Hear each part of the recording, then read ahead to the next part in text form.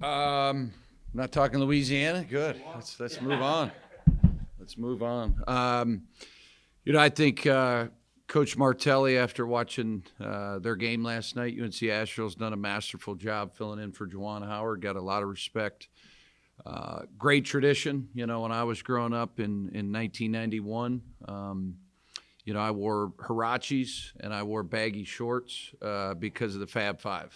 That was the team I followed. Jalen Rose, Jimmy King, obviously, all those guys. As a youngster, I looked up to those guys. So it's a great storied program. Coach Martelli's done a great job, and they've got a lot of talent at every position. I think they're one of the most underrated teams in the country.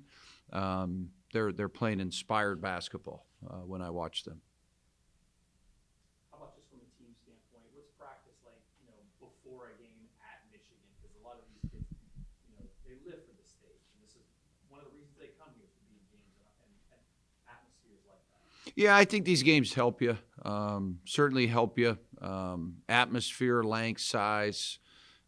They're very well coached. They execute at a high level, so they're going to force you to play every possession on both sides of the ball with your execution on offense, and certainly have to find ways to stop them. But we've got the 11th oldest team in the country, so these kids have been in a lot of games, through the years. But this group hasn't together, and I think that's what we found at Louisiana. Scrimmages are different in the games. We know we can play better than we did at Louisiana. So collectively, what we're running, how we're executing from me all the way down, we all got to be better than we certainly were a couple days ago. Yeah, the starting lineup that you guys put out against Louisiana, I think the tallest player on the floor in that lineup is 6'7". I mean, what do you guys want to do with a kind of traditionally smaller lineup like that? And do you anticipate maybe, throughout non-conference play, changing up those lineups to try to find out what works? Yeah, good question. I think with 11 new players or whatever we got, we're constantly trying to evolve. We're trying new things. That's certainly a possibility. Last year we played two guys that were about 6'6", 6'7". I don't know if Adrian Nelson was quite 6'8", but I thought he was similar to DJ. So we don't really get caught up in the size, but we're bringing a lot of size off the bench with Gabe and when Emmanuel. Those kids are big, they're long, they're athletic. So we do have some things off the bench that we've never had. We'll look at some certain lineups with some bigger lineups and some smaller lineups. Really what we look to do is just, execute, to be honest with you. Offensively create advantages and defensively be disruptive and, box out and make the right play. I thought, what cost us at Louisiana was our turnovers. You can't turn the ball over 17 times on the road. So we got to value possessions, and that's how we want to play. During preseason, one of the things that you said, well, a couple of the things you said, you guys were kind of focusing on the defense and rebounding. Having that performance now on film in the book, where do you think that kind of stands in terms of both of those areas right now? Yeah, I mean, we held them to 72.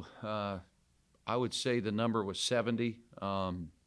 Typically, you're going to win those games, so that was what was kind of disappointing. Our defense was, semi decent. It was, some self-inflicted things on offense. I think, I met with a lot of these guys today. We do a lot of individual meetings and just talk things over. And, it's really this group figuring each other out. Right, that's what this non-league is going to be about. We've certainly got some league games. We got two of those against two really good teams. So sooner the better. But getting the ball to the right people at the right time that takes a little bit of time, right? In transition, who should I pass it to? Just figuring out each other's strengths is really what I think we're struggling with the most with so many new guys. But we have the players, we have the talent. We've done it in 5 games. We had 3 in Spain, 2 scrimmages. So you can't overreact to one game, but certainly not happy with the result. Getting it on tape really helps, I think, the coaches to talk and just improve. I think all of us were pretty angry and upset after the game because we felt like we let the game slip with some of the careless turnovers. You touched on it. Last year with all the new players, I think it probably took most of the non-conference to that happening sooner because these guys are, older players and basketball smart because they're fifth year seniors? I think it is similar to last year, Dana. We have more depth, so sometimes figuring out your rotations takes a little bit of time. We got 2 7-footers sitting over there on the bench. I thought both of them played really good. Gabe came in at 4 points and 3 blocks as a true freshman on the road. That kid's upside is tremendous. And same thing with Emmanuel. He's Iman's, very young. These are young guys. So a little different than last year in the regard that we're bigger off our bench. But it is similar because, we haven't played that many games together. But, the reality of it, Dana, that's everybody. Michigan is, I think, really good because obviously their returning players have gotten better. When you watch their returning players, they're better players than they were, say the end of last year in the NIT. And then these new guys they've brought in have really fit in well. They're playing with a chip on their shoulder. They were picked lower in the Big Ten. They are very versatile. One of the biggest, most versatile teams I've seen in a while. They got guys 6'8", 6'9", shoot threes. They can post. They seem like they've been playing together for a while. So they're clicking right now. A lot of mid-majors made themselves known in this first couple days of the season. I mean, Oakland played Ohio State pretty well. Paul, I think, got beat. What's it say for the mid-majors? Yeah, I think it makes you smile. That's for sure. I texted Fort Wayne's coach. We were texting. I think he was on the bus driving back from DePaul late last night. Congratulated him. Talked to Coach Campy today. I root for our league hard. I hope they beat them all. It helps our net. It helps the league.